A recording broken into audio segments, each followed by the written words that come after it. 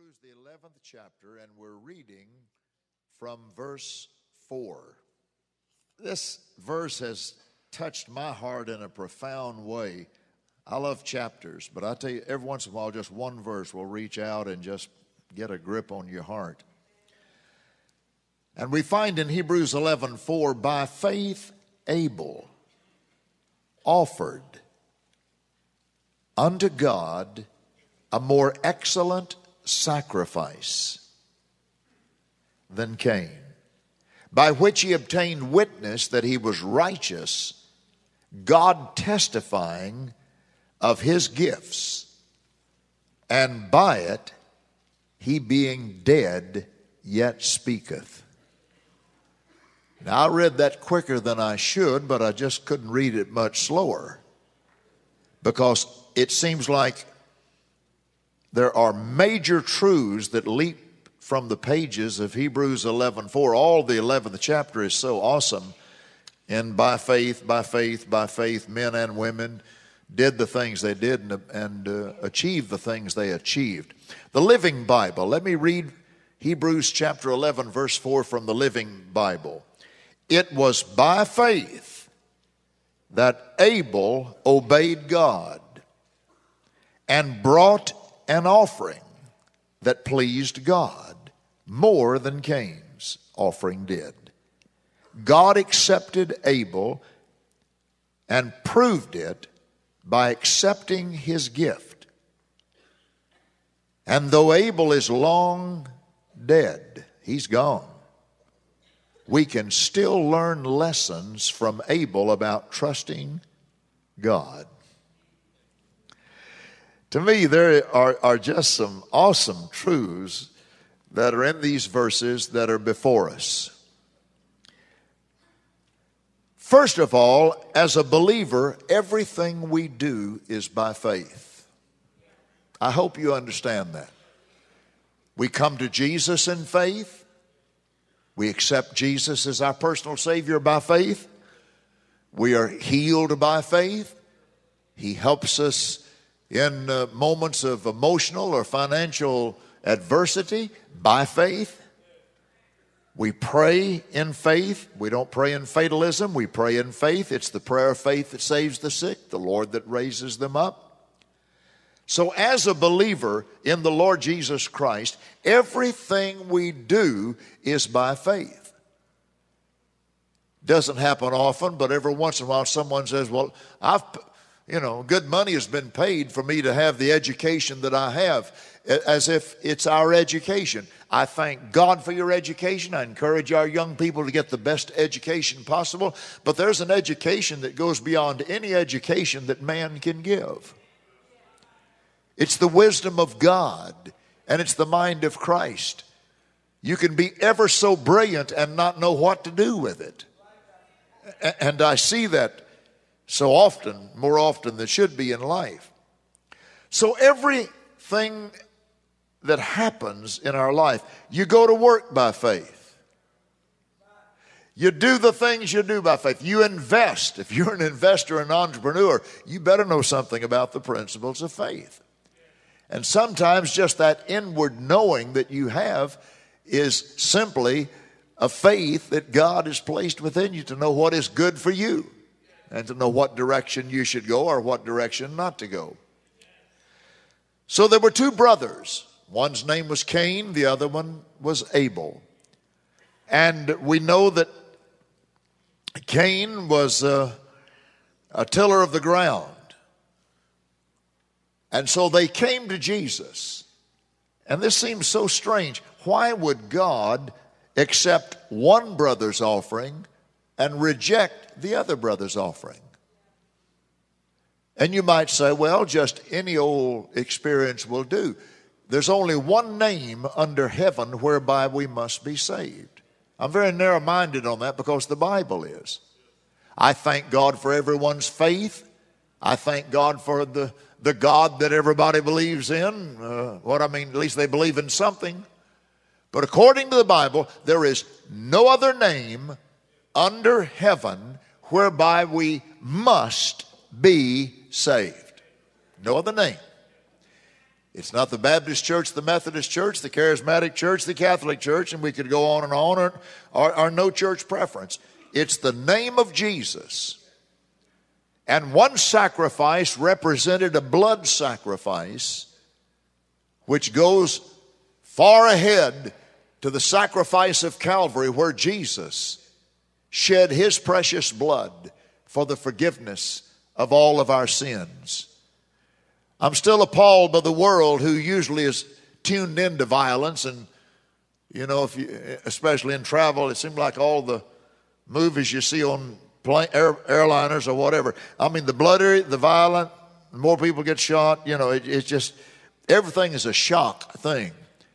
But yet some people said that Mel Gibson was too gory with his movie, not gory enough.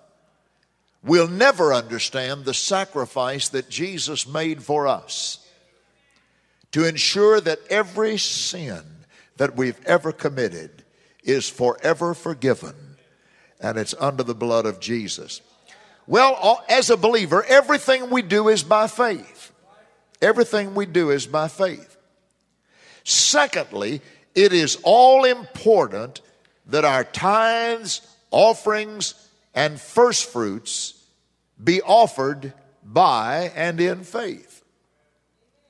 You say, well, isn't tithe a given? I think there's certainly a blessing of God that comes with that. But the greater blessing of tithing comes because we mix our faith with our giving.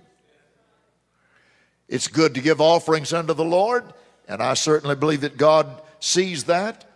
And then even in first fruits, I mean, this is not a Las Vegas slot machine. You know, you don't pull it in 3 carats or whatever. It's something that we mix our faith with. And oh, let me encourage you, everything we do is by faith. And over in Nehemiah, the wall was built at great sacrifice. You remember the wall was in ruins, and Nehemiah wept and wept and wept and knew that God wanted him to help rebuild the wall. And after all the sacrifice and all the things they went through, they wanted to make sure, and God wanted them to make sure, that their giving was in order. Because there's more than just building a church. There's the carrying on of a church. There's more than just building a wall. There's the maintenance of the wall. There's more than just putting up a television station over in Kampala, Uganda. There is the maintenance of that and the continuation of that. You who have homes, you know, you build a home. I drove by somewhere the other day, and they were just painting everything that was on the exterior. It was time to paint. Maintenance is a part of life. And it's all important that our tithes, our offerings, and first fruits be offered by and in faith. As the pastor of this church, let me express something. I've never been given to gimmicks. If I can see it in God's Word, then I go for it. And if I did not believe that this was scriptural and that it has God's blessing upon it, if I thought this was in the realm of gimmicks or cheap fundraising or something of that, no, we don't operate that way here in the church. But I believe with all of my heart, coming back to this first fruits thing, and that's not where my whole message is going to be.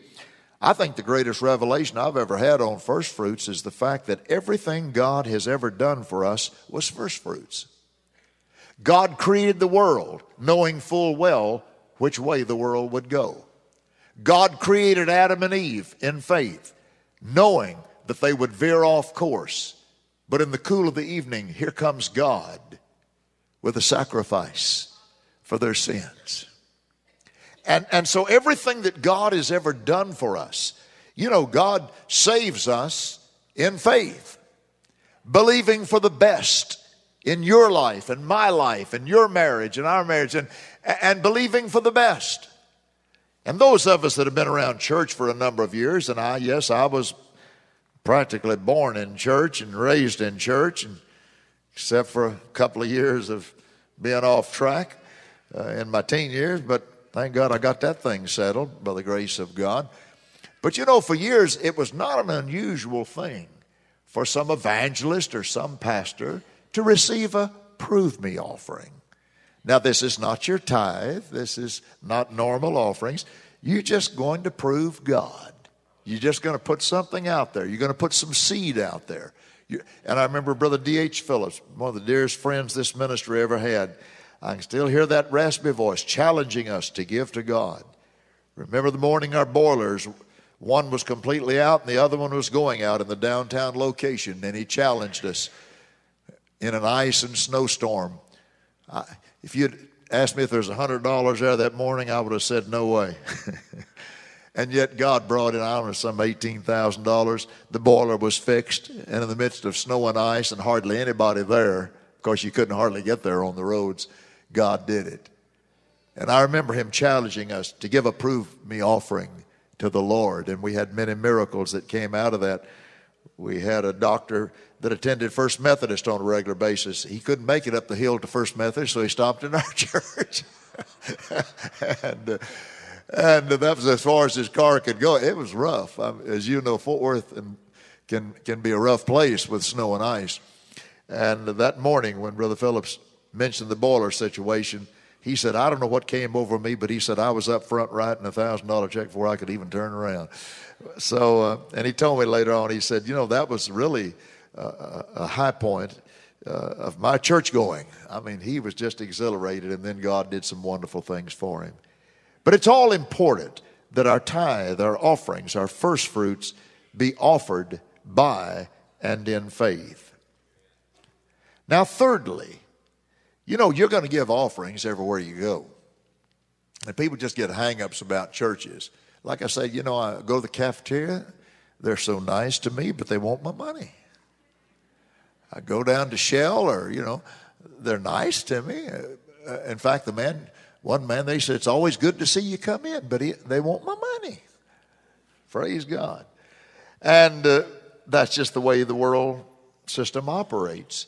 And God's system operates in the same way, except we get blessings from that. Amen. So the third thing that I want to bring to our attention is that all offerings are not the same. Two men, brothers, brought offerings to God. One was rejected, the other received. Now that's a strange situation, isn't it? I mean, that's in your face. Two brothers, both came to God. One offering received, one rejected. Because one did not bring what God had asked him to bring. He brought an offering of the produce. The other brought a blood sacrifice. And that pleased God. Now, the fourth thing that I see in this one verse is that God witnesses, he sees, he observes, and records Abel's offering, and said that he and it, in other words, the offering, was righteous. You tell me, out of all the things that happen in all the churches throughout the world, and God saw one offering. You tell me how God Almighty says, his word says that not one sparrow falls without God observing that sparrow. We serve an awesome God. Now with all the modern technology and computer chips, we could pull that mission station over in Kampala, Uganda. We can take you almost to the front door. I mean, the whole world knows where the whole world is today. Someone was really upset because they took a photo for that type of thing, and they'd left an old couch out in front of the house. They said, people think that's the way our house is all the time. I overheard someone saying that. I mean, your picture is not private anymore. Your house, where you live, what's in your driveway, nothing is private anymore. At least it's subject to the whole world knowing it. But all offerings are not the same. Two brothers brought offerings. One is rejected, the other is received.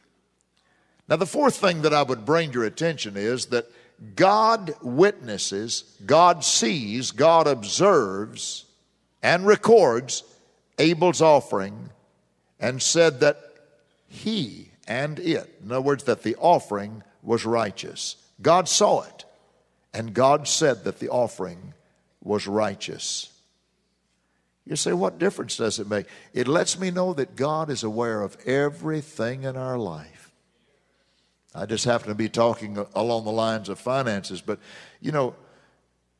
even a cup of cool water, God has the record. That person that you helped who was in a time of adversity, God saw that. God knows the thing. Some people think all God sees is the bad things we do. No, God records the good. God records all the things that your life is a part of. And there are two offerings that God will never forget.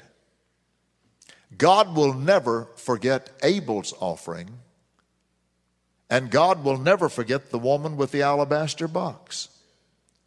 All three Gospels record her gift in Matthew 26:7, Mark 14:3, Luke chapter 7, verse 37, how the woman brought the alabaster box to Jesus and gave it to Jesus, the most costly thing she had. And then with the hairs of her head, she dried his feet. And they came in a critical way, even the disciples. And he said, since I came, this woman has shown love. She has shown faith. With the hairs of her head, she has wiped my feet, and you've done nothing. See, God knows what we do. We're not always able to do everything we want to do, but God sees what we do. And I looked at that woman. Strange thing. I mean, that would the newspapers would have dealt very unkindly with that because it just didn't seem logical. Here's a woman that the most costly thing she has, she brings to Jesus. It's a costly gift, very precious. It's the best gift possible, the best she has. It's a timely gift in that he was anointed unto his burial under the cross of Calvary. It was a gift of pure worship, a very personal gift. And she didn't worry about the opinions of others. It was a gift that was poured out in the natural, never to be received again. Interesting. But she gave it to Jesus. She gave her best gift to Jesus. And her gift was truly a faith gift unto God. So, in that sense, the word Abel's gift will never be forgotten wherever, and I'm doing it again this morning. How many times has this portion of God's word been preached? And every time that it's preached, there's a man by the name of Abel that God has the record of what he gave. And there's a woman who came with an alabaster box, and her morals might have been questionable, but her heart was pure, and her faith was a faith that God could not forget. She didn't worry about the opinion of others concerning her gift. Her gift was truly a faith gift unto God, and her gift will never be forgotten. And there's something that's of such interest. God himself was so impressed that out of all the offerings that were ever given, God testified about this offering, the importance of this offering. Think about it. Out of all the offerings that have ever been given, God testified about the importance of this offering. God testified. Just think about it. How many times have you given something? How many times have you gone the extra, the second, third, fourth, or fifth mile? I remember Maxine Swanner. She was a good woman with a strong personality. And I'll tell you, there's few things as strong as a woman with a made-up mind. I'm telling you. Never will forget downtown when that property, we so desperately were trying to make a payment in that new property. When she came to the front area and she said, Pastor, God impressed upon me to give a certain amount. Well, I knew, my head knew that was more than she was able to do or more than she should do. I tried to talk her out of it. She got mad at me. She said, you leave me alone. I'm going to obey God. She said, it'll be here tomorrow morning. I'm not even going to go into the ramifications of it. Her husband worked for the railroad. He had passed away, and they had not informed her of everything that should rightly come to her, so she was getting a certain amount of money every month and just barely making it. Well, within days, a man came by her place from the railroad and said, you know, I don't know if you're aware of it or not, but in other words, her income doubled. And then there was an amount of money that was 3 times as much as what she brought forward on that Monday morning. And here I am, pastor, trying to talk her out of all of it.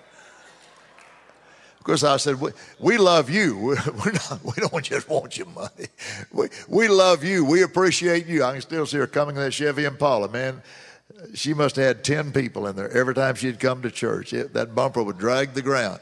She'd bring everyone that could fit into that little Chevy and bring them to church. You know, it's just great hearts like that. There's been so many great hearts around this house. But I think, you know, God had the record of that. And she came up, she said, see, she said, God took care of me. And I mean, she preached to me. She got me straightened out.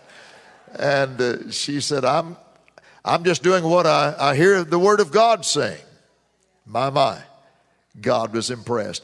So the Word of God says, and by it, this is all in chapter 11, verse 4. By it, make no mistake about Abel's offering getting God's attention. Your giving gets God's attention. Does it buy it? No. Never. No one has enough money to buy the attention of God. It's not the way it works. But God sees us doing what we can do and what our faith is reaching out to do on the line.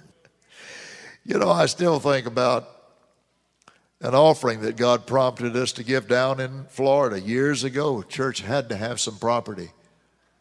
We were there preaching and felt so strong of God to pledge $5,000. We did. And it was a hard $5,000. I want him, it just didn't come easy, but we did take care of it. And that property was purchased there. But do you know that within 90 days, God brought back that 8 acres downtown that made the difference? Pier 1 would not be built there today if it had not been for the addition of that property that we'd been forced to let go coming back into the portfolio. So that when the need was there, God had everything in place. Within 90 days, the federal government canceled $7 million cross collateral and said, make us an offer on that property. And we offered them $100,000, and it was taken care of in just a few days.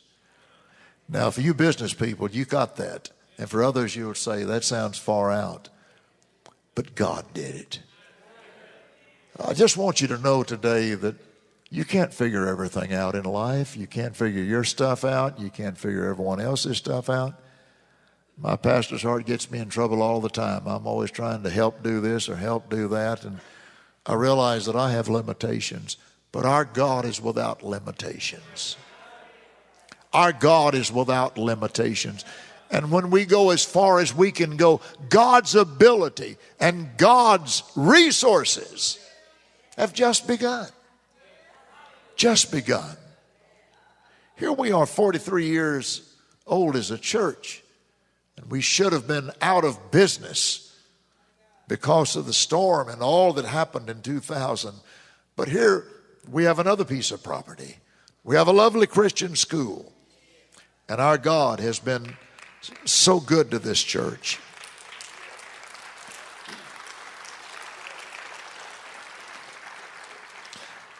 I told you last week about another miracle that we helped a church, and we don't do that all the time, but we did what God bid us to do. Church was really in a difficult situation, and for some reason it was another $5,000.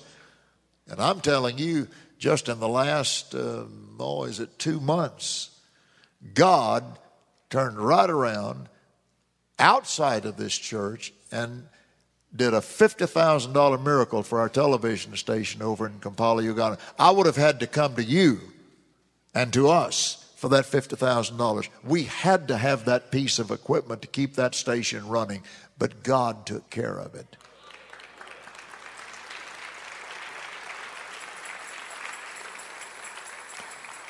So the thing I'm saying, don't put God in a box. Don't think that God is limited.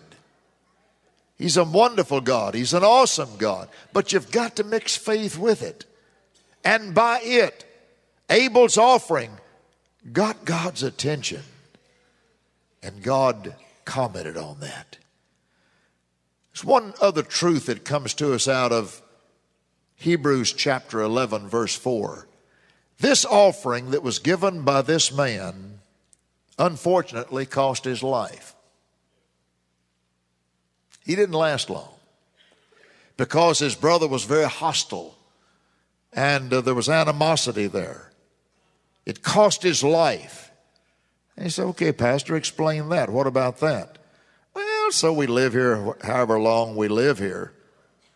But the Bible said, but Abel being dead, his offering still preaches, still testifies, still teaches, it still speaks. Is there an offering that we could put on these steps or put in the buckets as they go by? And of course, we're talking to you because we're right on the eve of first fruits. Is there an offering that you could give that would forever be recorded in heaven? Yes, every gift you give. Much is said about partners and partnership today. You know, every time you put $1 in the plate, you're a partner with this ministry. I said, you're a partner with this ministry. You don't have to fill out an application. We don't have to send it before a committee and approve you to be a partner of this of this ministry. Every time you give, everything you give, eternally recorded in heaven. I think back to Joy's parents who were dedicated givers. Oh, they were givers. Our father, of course, in pioneering a church, and I understand the things that go into pioneering a church, all the sacrifices that he made. Then I think of our family, and really, Mom was kind of the driving force Dad gave, and Dad was a good man, and my gracious, I could never tell you the effect of his character on my life. But Mother had that, she had that eagle eye about giving. My grandmother had the same thing. And sometimes I think there must be some carryover, some carry through with the offerings that my grandmother gave, and the offerings that my mother gave, and the offerings that Joy's mother gave, and the offerings that her grandmother gave. There must be some carryover into our lives, Joy, because God sees that. And if there's no one in your family who is a giver, you start the legacy yourself. You start it yourself, and God sees that. So this man's offering cost his life. But Abel being dead, his offering is forever recorded here in Hebrews chapter 11, verse 4. And it still preaches, testifies, teaches, and yet speaketh. We are so blessed to be partners with God. He could do without me, but I cannot do without him. He could do without all of us, but we can't do without him. You know, in a hospital room just the other day, one of our precious men, he said, you know, you see things from a different perspective when the doctor says you can't make it. And he said, all of a sudden your church takes on a whole new meaning. All of a sudden going to church takes on a whole new thing. And he's ready to go. He said, I'm ready either way. But he said it takes on a whole new thing. Just being able to come to church.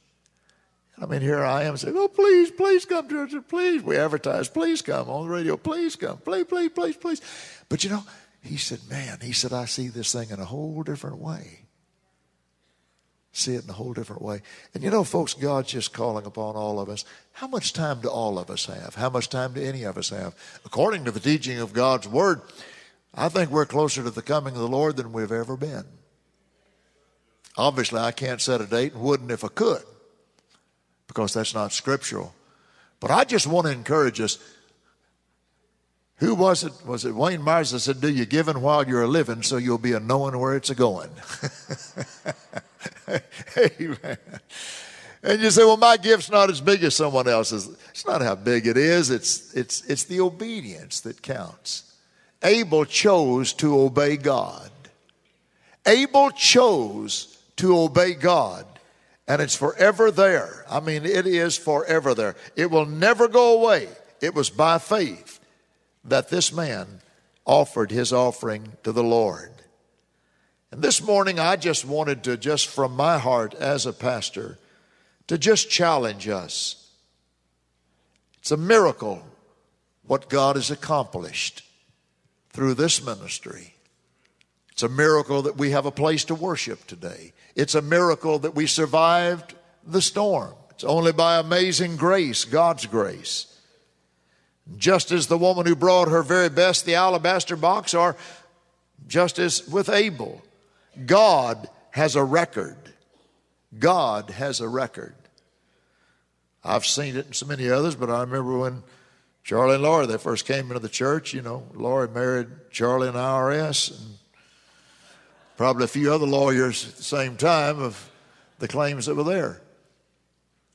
And they said, do you have any advice for us? And I said, yeah, get as close to the front as you can get. Nothing righteous about the back of anyone's head. Don't get involved in anybody's cat fight in the church. There's always some kind of a cat fight you can get involved with. And I said, get into the Word and just let the Word become the mainstay of your life and be faithful in your tithing to the Lord. And they didn't have to wait. Charlie closed a deal with the title company. He started selling real estate when real estate wasn't selling. Started selling real estate when real estate was not selling. It was a time of recession, quote. And God supernaturally brought them out. I watched it step by step, blow by blow, check by check, and tithe check after tithe check. God brought them out. When you hear him talking about it, it's exactly the way he says it is. God brought them out. Charlie's life was financial disaster. I mean, sin put you in that position. But now God has completely turned things around.